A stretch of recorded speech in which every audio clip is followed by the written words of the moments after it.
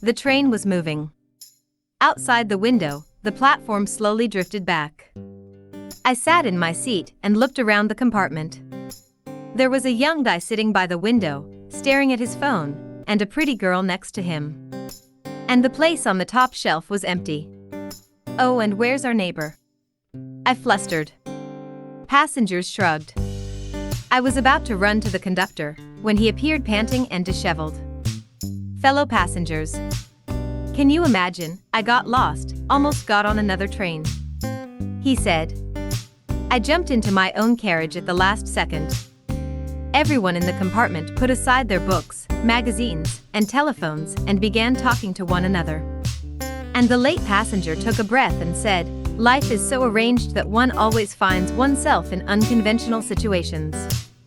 It's like a test of strength. My name is Nikolai. Let's get acquainted." My heart, thirsty for new stories, thudded joyfully.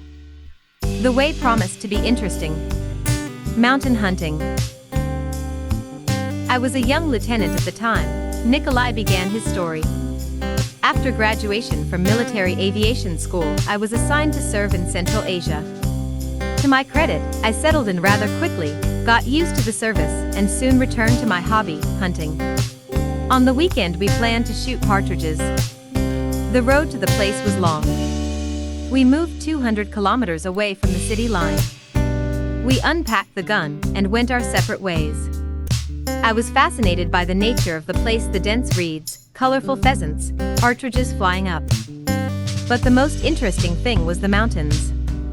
I had never been so close to the mountains. It was easy to walk. It seemed that behind the next hill I would see something strange. When I caught myself, I looked around, identical mountain ridges, scanty vegetation on the slopes, sun in the zenith. I dropped my hands. I shouted, "Our fellow traveler," continued, but my voice hit the nearest rock and echoed back to me. I'd forgotten all about the gun. Here's my salvation. The shot, on the other hand, seemed like a light pop against the endless mountains and hills. The situation was not in my favor.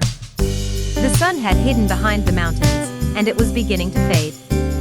My hands fell off. It was terribly hot, and there was no water left in my flask.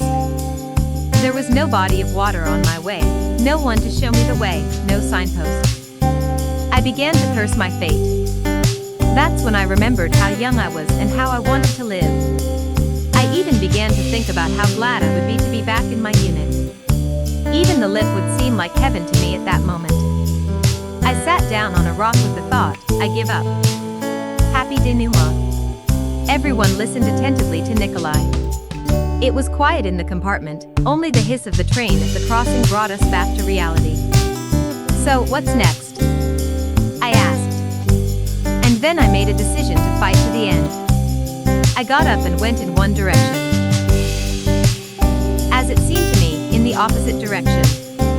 As I climbed the mountainside, I found unfamiliar mountain ranges. Hope gave way to despair, but I kept walking.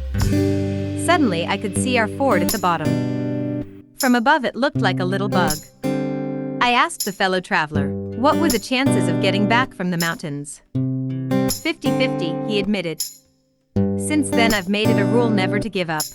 You know, when you make that decision, you get strength from somewhere. The chance of success doubles. Excuse me, but how old are you?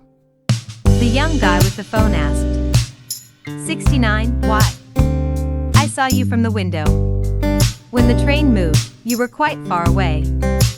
How did you manage to catch up with it, and even jump into the carriage? I told you, never give up. Laughed Nikolai.